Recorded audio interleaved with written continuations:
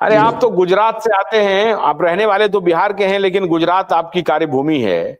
ये बताइए कि आपके गुजरात के मंत्री हैं केंद्र में, इतने पावरफुल मंत्री हैं, इतने पावरफुल मंत्री होकर के उनको कोई ये सूझ नहीं रहा है कि ये 31 दिसंबर 2025 लेकर के एफिडेविट दे देते हैं कोर्ट में कि हम 31 दिसंबर 2025 तक 5,000 करोड़ रुपया लौटाएंगे।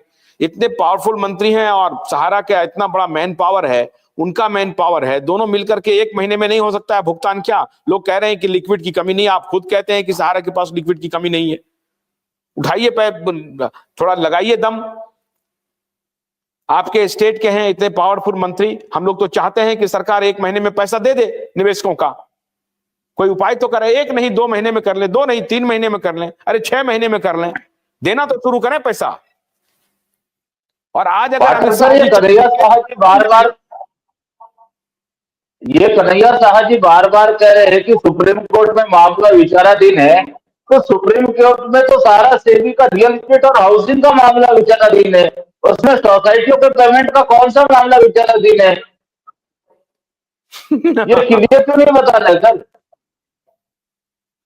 नहीं, ये उनके माध्यम से ये कहना चाहते हैं कि चूंकि एक मामले में फंस गई है कंपनी, इसलिए हर जगह कंपनी फंसी हुई है, उससे जब तक उबरेगी नहीं तब तक काम नहीं चलेगा। और ये अलग अलग लोग जो हैं, पर्दा हटाना पड़ेगा, ये गुमराह कर रहे हैं।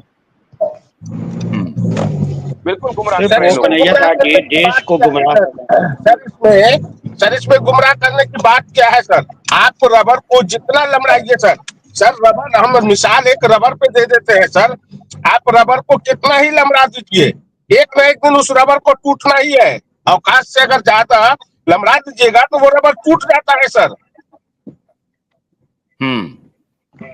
आप 1 रुपया को हमको दीजिएगा और वही 1 रुपया शो कर दीजिएगा कि भाई हम फलाने आदमी को दिए, परवीन जी को दिए, तो परवीन जी को अनवर जी आपको देवे नहीं किए, तो वो पैसा आप कहाँ से दे दिए परवीन जी को? कन्हैया साहब जो कहते हैं कि सहारा इंडिया का 5,000 कंपनी से भी ज्यादा कंपनी है, तो ठीक है, आपका मसला रियल एस्टेट और हाउसिंग में फंसा हुआ है, क्यों सबका पैसा दे दीजिए, हमारा इंडिया का पैसा दे दीजिए, इसका तो मसला फंसा हुआ नहीं ना है। लेने के लिए तो एक है, देने के लिए 1000 कंपनी है सर। मसला तो 2 का फंसा हुआ है सेबी में, सुप्रीम कोर्ट में, लेकिन और सारी कंपनी पे तो कोई बैंड नहीं लगा हुआ है। उन लोगों का उनका पैसा पेमेंट किया जाए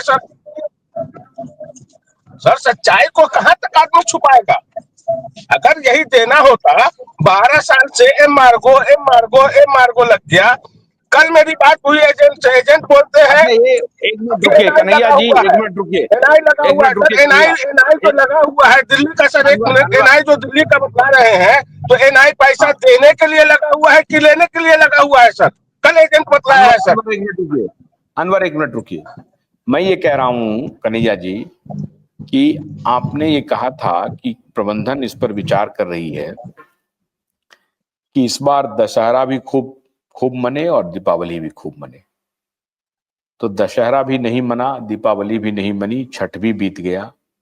छठ को बीते हुए भी हमको लगता है ये 1 महीना होने जा रहा है, ये कहीं कुछ नहीं हो रहा है। कन्हैया जी, आपकी किससे बात हुई थी? आपने कहा कि मुझे बड़ी एक उच्च पदस्थ प्रबंधन से बात हुई है, क्या बात हुई थी बताइए, क्या बात हुई थी बताइए ना सर। पूरे मुद्दे को सही ढंग से समझने की जरूरत है। अरे हम तो सही ढंग से समझने के लिए बैठे हैं। जितने मुंह उतनी बात कर रही है सर, जितने मुंह उतनी बातें चल रही है कि 2 कंपनी के ऊपर ये है। पहली बात तो ये कि सहारा के ऊपर आज की डेट में हिंदुस्तान की सारी एजेंसियां की इन्वेस्टिगेशन चल रही है, पूरे ग्रुप के ऊपर चल रही है। और जहां तक मैंने कहा कि लिक्विडिटी का सवाल, जी ने जो सवाल किया उसका जवाब दें, फंड की कोई जी ने जो सवाल किया सिर्फ उसका जवाब दें सर जी। बीच में आप लोग सर इंटरफेयर देखिए, ये गलत बात है। अगर मैं बोलना शुरू कर रहा हूं तो आप लोग बीच में कुछ न कुछ बोलने लग रहे हैं और फिर मेरी बात को अरे लेकिन आप यही बात बोलिए ना कन्हैया साहब जी। आप बोलिए, मंच कन्हैया के जी बोलिए। माध्यम से सही बात बताइए, हम लोग स्वीकार करेंगे उसको, लेकिन आप बात तो सही बताइए। आपको गणेश जी, 20 साल आप पहले की गणेश बात जी, मत बताइए, गणेश जी जो सही करंट बात में सुनिए। आज चल रहा है नहीं, उसको बोलिए, आप जो नहीं अभी का सुनाएंगे। मौजूदा स्थिति है वो बोलिए, एक मिनट रुकिए, अभी एक क्या मिनट हो रुकिए, कोई सकता है दिक्कत वो बोलिए। बीते हुए हाँ, कल में मत जाइए, आप फ्लैशबैक मौजूदा में चले स्थिति जाते नहीं हैं। है। कन्हैया शाह जी, आप अपना ध्यान रखिए, मौजूदा नहीं प्रोग्राम नहीं, में। आप ये बताइए कि अभी प्रबंधन किस दिशा में पड़ रही है। दीपावली चली गई, छठ भी चला गया और दशहरा भी, अब क्या पोजीशन है, अभी क्या पोजीशन है, क्या सूचना मिल रही है आपको? पोजीशन ये है कि सहारा के पास आज की डेट में लिक्विडिटी की दिक्कत है, लिक्विडिटी का प्रॉब्लम है। सुप्रीम कोर्ट के ऑर्डर आने के बाद जो लिबर्टी दी गई थी अभी तक अप्रूवल नहीं किया गया है। एमएलए की भी नीलामी प्रोसेस जारी है, उसको भी हटाया गया है। 32 प्रॉपर्टी सेबी के पास पड़ा है, उसको भी रिलीज नहीं किया गया है। और उसके बावजूद भी सभी इन्वेस्टिगेशन एजेंसियां इन्वेस्टिगेशन कर रही है, ईडी भी कर रही है, इनकम टैक्स भी कर रही है, सीरियस फ्रॉड भी कर रही है, आरसीएस भी कर रही है। और उसमें इतने चारों तरफ से घिरे रहने के बावजूद भी सहारा खड़ा है और लोगों को जवाब दे रहा है, ऑफिस खोल रहा है, डिफिशिएंसी दूर कर रहा है, तो ये काबिले तारीफ है, इसको कम मत समझिए। और नेक्स्ट हियरिंग डेट पर सारा खुलासा हो जाएगा कि सहारा की एक्चुअली आज की डेट में करंट स्टेटस क्या है। लोग सिर्फ ये देख रहे हैं कि हमको पैसा नहीं मिल रहा है। सर, सहारा हाँ, जिंदा रहेगा तो पैसा नहीं मिलेगा, ठीक है, सहारा ही सहारा पैसा के देगा और उसी की लड़ाई होगा। एक मिनट, अभी सहारा का मालिक कौन है? कंपनी में कौन कौन डायरेक्टर हैं जिनको आंसरेबल ठहरा रही है? कौन कौन डायरेक्टर हैं? सर, अभी अभी बात ये चल रही थी कि क्यों सुप्रीम कोर्ट में इन लोगों ने झूठ बोला, गलत बोला, क्यों इन लोग जाकर के सुप्रीम कोर्ट में ऐसा नहीं मान लेते हैं कि हमने गलत किया था। सर, कंपनी कानून से चलता है और कानून के तहत सब चीज हो रहा है और जो होना चाहिए हो चुका है और एफिडेविट बार बार वही चीज 12 से लेकर के अभी तक करीब की गई है। कोई इसमें कन्वर्जन और कोई गलत का सवाल ही नहीं है। सवाल यह अरे है कि मालिक तो आप है, एक मिनट यानी रुकिए, डिपोजिटर, एक मिनट रुकिए।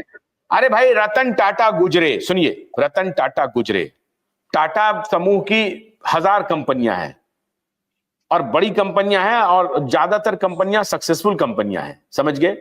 रतन टाटा गुजरे, उसके बाद उनका जो भाई है, उनको, जो सौतेला भाई है उनका, उनको ये कमान सौंपा गया और उसकी पूरी ब्रीफिंग आ गई, उनकी ब्रीफिंग आ गई ना, बाजार में आ गई कि भाई ये आज से कमान संभालेंगे और उनके नीचे जो कंपनी के डायरेक्टर, सीईओ, फीओ अलग अलग कंपनी में हैं, वो सब अपना काम करते रहेंगे। लेकिन टाटा ग्रुप की कमान, वन मैन कमान जो है, वो टॉप टू बॉटम एक हायरार्की तय हो गई कि भाई ये आदमी है ऊपर में, आपका कौन है? अरे 1 साल बीत गया, कोई पता ही नहीं चल रहा है, लिफाफा में बंद करके सुप्रीम कोर्ट को दे दिए, क्यों? पब्लिक के साथ डील कर रहे हैं, पब्लिक के साथ आपका भरोसे का रिश्ता है और आप लिफाफा में बंद करके दे रहे हैं सुप्रीम कोर्ट को कि हमारा सक्सेसर कौन है? क्यों नहीं दे रहे हैं? बताते क्यों नहीं है कि फलाना है? और अब उनके चेन से कमान चल रहा है तो निवेशक को विश्वास हो जाएगा, हाँ भाई फलाना आदमी आ गए हैं, उनको समय देना चाहिए, वो काम करेंगे। ये क्यों नहीं कर रही है सहारा कंपनी? ये बताइए, कौन रोक रहा है सहारा को ये करने से? सर, टाटा, रतन टाटा जी की डेथ के बाद तुरंत उनका उत्तराधिकारी घोषित इसलिए कर दिया गया कि उनके ऊपर 12 साल से बैटल नहीं चल रहा, उनके ऊपर हिंदुस्तान की सारी एजेंसियां इन्वेस्टिगेशन नहीं कर रही है। आज जो सारा श्री के डेथ के बाद की चेयरमैन का घोषणा नहीं हुआ है, लेकिन क्या वाइस चेयरमैन नहीं है? तो क्या आप कह रहे हैं कि टाटा का कोई केस नहीं चल रहा है किसी अदालत में? अरे टाटा इतनी बड़ी कंपनी है, रोज एक कुछ ना कुछ केस चलता ही रहता है साहब, और बड़े बड़े मुकदमे हैं टाटा के ऊपर कौन सा केस चला और रतन टाटा जेल में थे? सर, सहारा श्री पेरोल पे थे। Sir, Sahara group of company का चेयरमैन पेरोल पे थे और पेरोल में ही डेथ हुआ है। इन्वेस्टिगेशन चल रही है, ये इन्वेस्टिगेशन का मैटर है सर। सारा श्री पेरोल पे डेट किए हैं,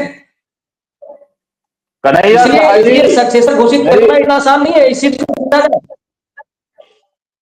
कन्हैया साहब जी, भाइस मेरी चेयरमैन बात आज भी सुन लीजिए। पीछा है, अभी वाइस आपने चेयरमैन कहा, मैडम है। कन्हैया साहब जी मेरी बात सुन लीजिए। अभी आपने कहा कि सहारा कानून के साथ चलती है, कानून का पालन करती है, तो इसी कानून ने 2012 में ये ऑर्डर किया था कि 25,000 करोड़ रुपए आपको भरने ही होंगे, और वो ही ऑर्डर 12 साल के बाद भी 2024 में लागू रहा, और आज अगले 9 महीने तक वो आगे चला गया कि अगले 9 महीने में आपको 10,000 करोड़ रुपए यानी 9,000 करोड़ रुपए भरने हैं। अगर कानून का पालन करती सहारा तो इतने वर्षों में क्या वो बकाया 10,000 करोड़ रुपए भर के इस केस का निपटारा नहीं कर देती? मुझे बताइए कौन से कानून का पालन किया आपने? दूसरी बात, इसी ऑर्डर को यथावत रखते हुए 2024 में माननीय सर्वोच्च न्यायालय ने वापस यही ऑर्डर दिया कि आपको बकाया 10,000 करोड़ रुपए भरने हैं, और वो अगले 9 महीने के लिए आपको समय सीमा दिया। तो मुझे बताइए, जिन बेटियों की शादी करनी है, पिछले 4-4 बार उनकी डेट एक्सटेंशन हो गई आगे, अब उनका क्या होगा? जिनकी पढ़ाई करवानी है उनका क्या होगा? जिनका इलाज करवाना है उनका क्या होगा? गलतियां आप करें और भुगते सारे निवेशक। ये कौन सा कानून का पालन करना है? कन्हैया साहब जरा बता दीजिए।